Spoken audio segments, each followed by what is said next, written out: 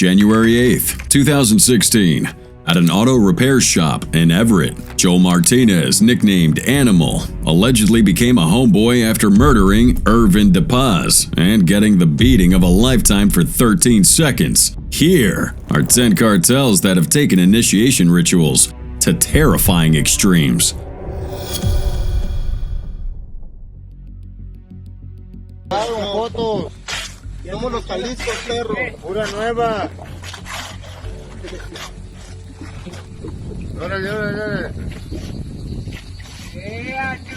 In 2014, informants in La Familia Michoacana reported to authorities that El Chayo announced to their new recruits in these words, "Today, we're gonna eat a person's heart."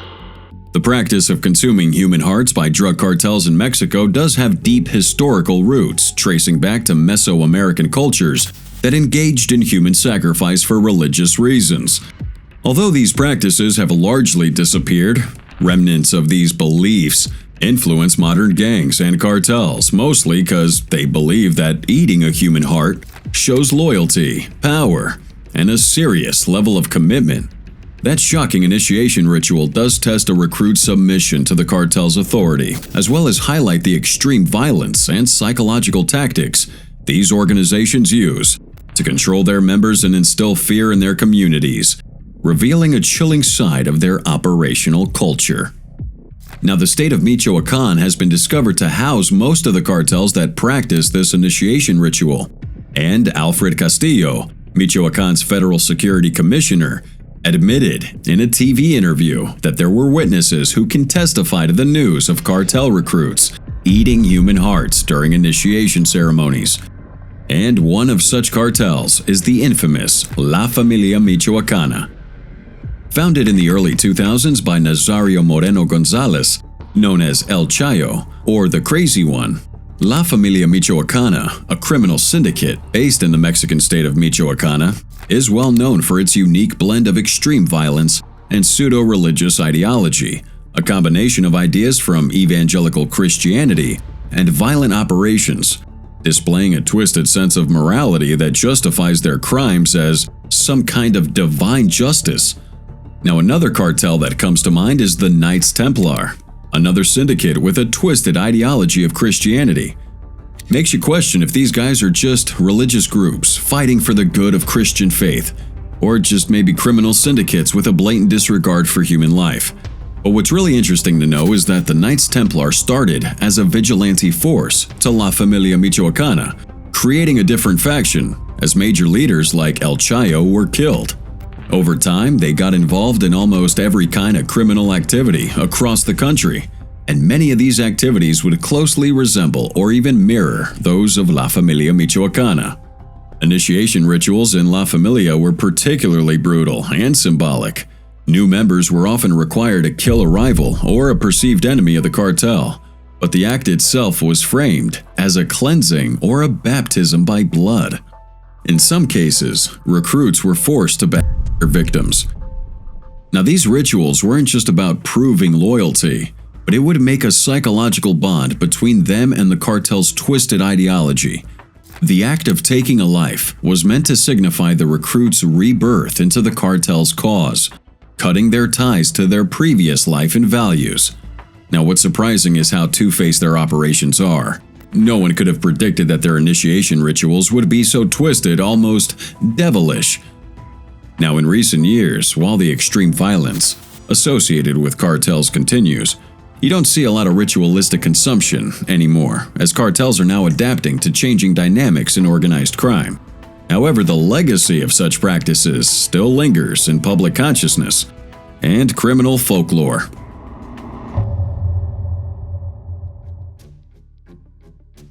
La Mara MS-13 los corta en 13 pedazos al símbolo que ellos tienen. It's January 8th, 2016, at an auto repair shop in Everett. We have Joel Martinez, aka The Animal, allegedly becoming a homeboy after killing Irvin DePaz, and then just getting beat down for 13 seconds. The FBI and local police have been receiving reports on gang cartel activities in El Salvador for too long. They had to form a specialized task force aimed at tracking and dismantling the notorious MS-13. During these investigations, they found some sick and violent initiation rituals. Aspiring members are known as checos, and these recruits have to prove themselves by carrying out a hit on a rival gang member. Then the gang's official members, called homeboys, vote on whether these checos have earned the right to join. Once they're accepted, though, the true initiation begins. One homeboy slowly counts down from 13, while the others relentlessly beat the new recruit. If the checo goes through that 13-second beatdown, he's officially welcomed into the MS-13 as a homeboy. Fellow gang members would then say "Welcome to the Mata," often flashing devil horn hand signs. That brutal 13-second beating isn't only an initiation ritual, but it's used as a form of punishment for homeboys who break gang rules. Talk about honor amongst thieves. Now, El Salvador was once a sweet attraction to tourists, but now it's a dangerous country in Central America because of these two gangs fighting for control of those neighborhoods. We have MS-13, known as Mata Salvatrucha, and their rivals, Barrio 18 or 18th Street Gang. Now, despite being enemies, both these gangs share similarities, including the use of their numbers. MS-13 uses that because their recruits are beaten until the count of 13, while Barrio has to be better and beat theirs for 18 seconds. As their violent rivalry escalates, so does their recruitment, with brutal killings, often involving machetes, spreading fear, and asserting power in their new recruits as well as the Salvadoran community. But despite ongoing efforts to combat these gangs, MS-13 continues to be a major force in organized crime on both the local and international levels. As it is, law enforcement has made serious efforts to try and crack down on MS-13, but this gang remains resilient, using tight-knit loyalty amongst its members and these violent initiation rituals to maintain control.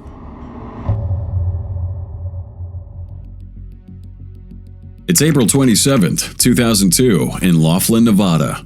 Bikers gather around to meet in a deadly brawl between two motorcycle rival gangs, which left 3 people dead. Founded in 1948 in Fontana, California, a group of World War II veterans bonded over their love for motorcycles and the freedom of the open road, eventually forming one of the most notorious motorcycle gangs in the world. By their dress code, you'll know them. This saying goes for the famous club and alleged criminal syndicate known as Hell's Angels. The fight wasn't just random gang violence. Fights like this often serve as a brutal test of loyalty for new members, especially those still prospecting. In cases like this, prospects could be thrown into the thick of it, proving their worth through this violent confrontation as part of their initiation into the club. Hell's Angels have 4 stages in their recruitment, beginning with hang-arounds, where potential members can attend some club events. If a Hell's Angels member takes an interest in them, they move to the associate stage. Now, the next step is becoming a prospect, where they're officially considered recruits. Now, they're not yet fully patched in and can't vote in club meetings, though. However, to be considered, individuals need to have a valid driver's license, own a motorcycle, and must never have applied to be a police officer or a security guard. Additionally, there's this unspoken rule that members must be white. Being a chomo, though, is an automatic disqualification. Now, this is where things get really messy.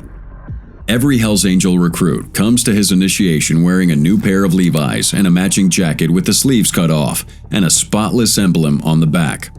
The ceremony varies from one chapter to the next, but the main feature is always the defiling of the initiate's new uniform.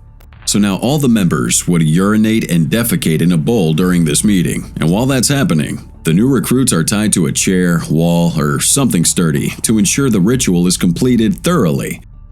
Then that foul mixture is poured on the newcomer's head in a solemn baptismal. Or he'll take off his clothes and stand naked while that bucket of slop is poured over him. What makes this even more extreme is that they're not allowed to clean themselves until this is over, and they're never allowed to wash those jackets, leaving them to carry that awful stench with them wherever they go, which they call their originals. And they're worn daily until they practically fall apart. Then the jackets are dipped in oil, either leaving them to dry in the sun or placing them under the motorcycle overnight to soak up crankcase drippings. Once they get worn out, they're layered over the new Levi's. Some jackets get so filthy you can't see the original colors anymore. But for members, the condition of their outfit is a badge of honor and a symbol of status. The club awaits initiations during the first 3 full weekend trips and every monthly weekend trip. If one of their local chapters is sponsoring an initiation, they must plan for the 4th weekend. For this purpose, a large supply of beer, food, and money must be raised. And of course, ample drinking time is necessary. But despite that bad boy image, the Hells Angels maintain that they are just motorcycle enthusiasts with a brotherhood bond. The Angels remain an influential group in biker culture, but that legacy remains tied with their violent and rebellious past.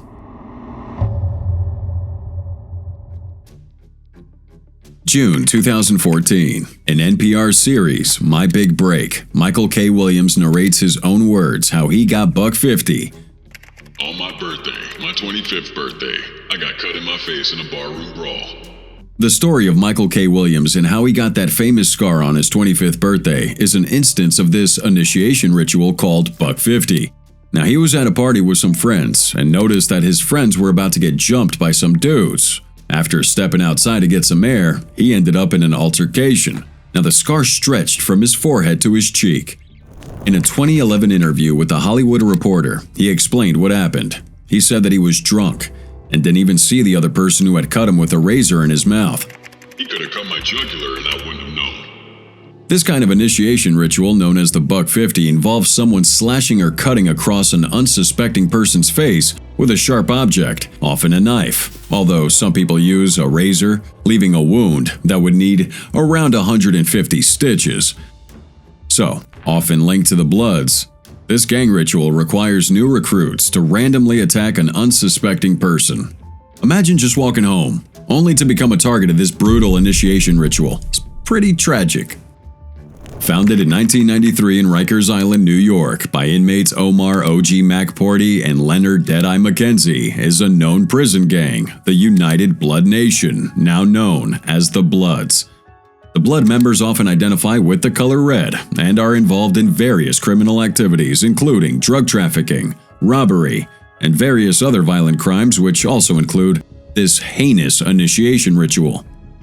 Despite law enforcement effort, the United Blood Nation remains influential. The group continues to recruit, especially amongst young people in urban areas, maintaining its stronghold in East Coast cities.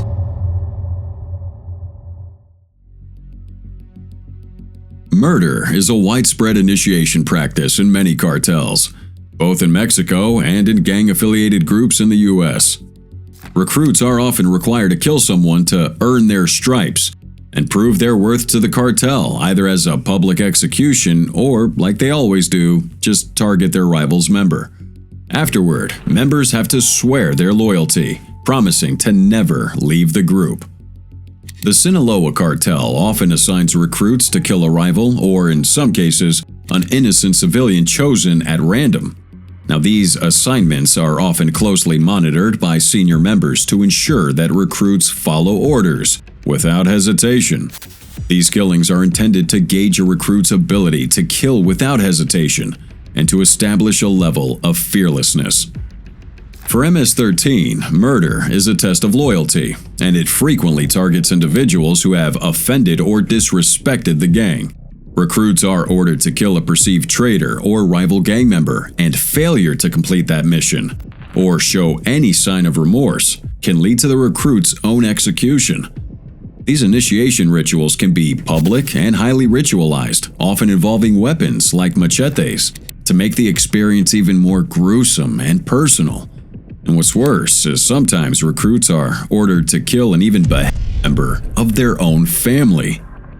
Then the oaths follow. You see, oath-taking is vital in cartels to ensure that new members understand their responsibilities to that cartel and the consequences of betrayal. We all know that oaths are symbolic, yet these groups have enforced life or death consequences, making them a powerful control mechanism.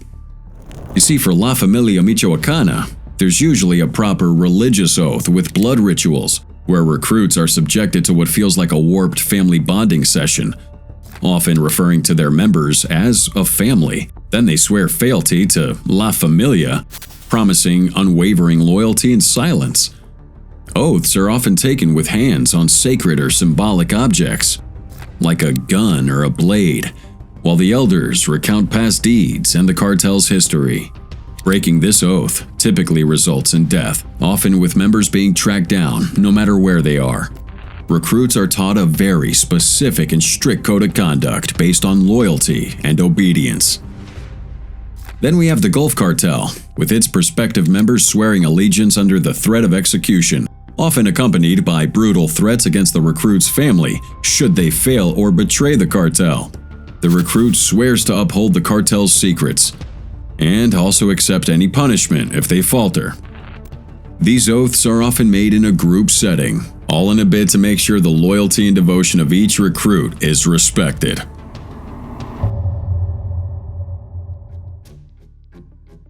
It's 2014, and a priest and exorcist report that a former sicario for a cartel confessed to him about his gruesome role of dismissing victims while they were still alive.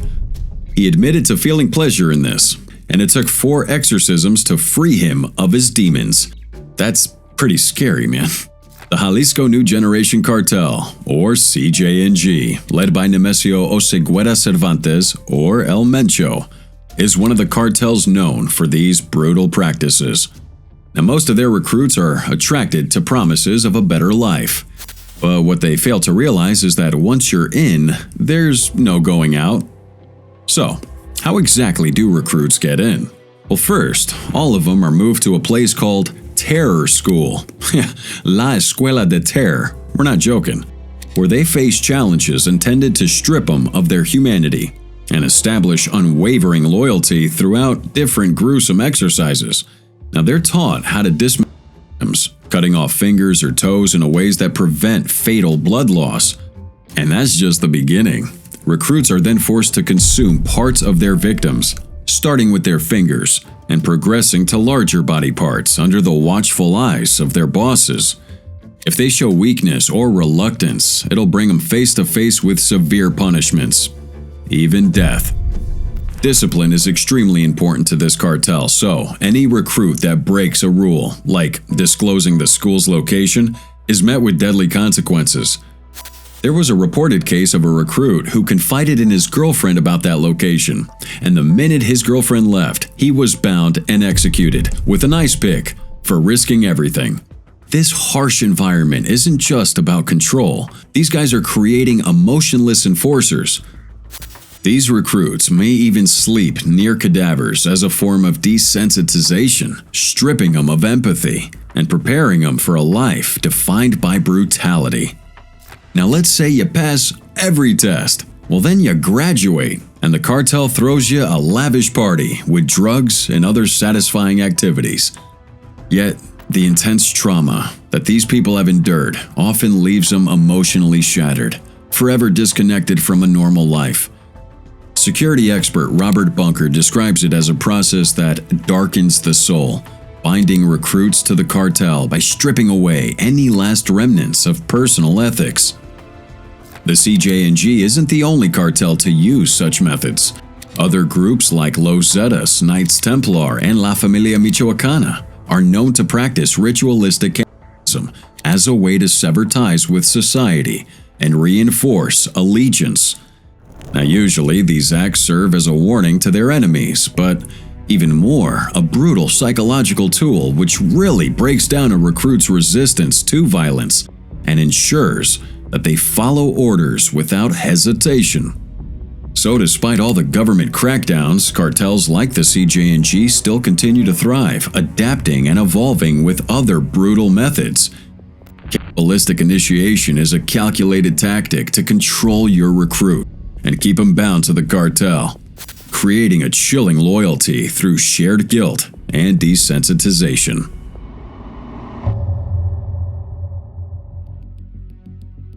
In 2010, Joaquin El Chapo Guzman recorded himself using a chainsaw to decapitate 36-year-old Hugo Hernandez, whose torso was later discovered in a plastic container, his arms, legs, and skull in another box, and his severed head was left in Los Mochis, with a chilling note to send a message.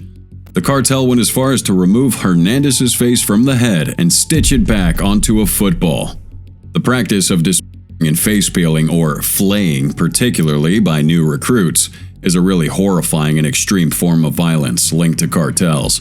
Now, the gruesome act is used to terrorize opponents and demonstrate the gang's unforgiving standards. And as gruesome as it does sound, new recruits may be compelled to assist, using crude tools like knives or machetes to prolong the victim's agony and heighten the psychological impact on witnesses. Any hint of hesitation is met with brutal consequences, ensuring the loyalty is seen as non-negotiable. This ritual serves as a terrifying reminder that total allegiance is expected. And if you don't think you have the stomach to endure this brutality, then you might want to think twice about joining these violent criminal empires.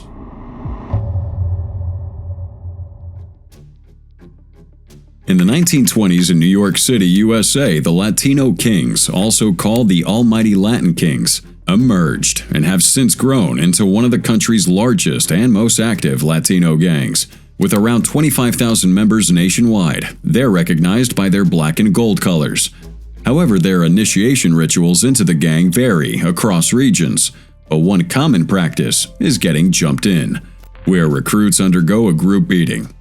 But here's the crazy part. Female recruits sometimes face an even darker trial. A practice reportedly used by the Latin Kings and rival gang MS-13, involving forced acts as part of their initiation.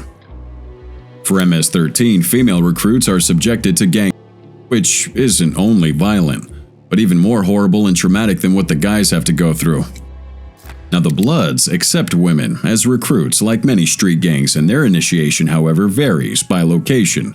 And in specific set or subgroup within the gang, female recruits may be subjected to acts as a form of initiation. Now, sadly, use as a form of control isn't really unique to gangs. But it does also extend into the cartels as well, like Cartel del Nordeste, particularly targets female recruits and civilians. Now, this form of abuse has become part of their initiation process, serving to psychologically bind recruits to the cartel, and just diminish any sense of personal identity outside of that organization. Generally, initiation rituals are used to break down recruits' resistance and enforce loyalty. By enforcing this behavior, they make it clear to their new members that they no longer have control over themselves, building psychological barriers that ensure compliance.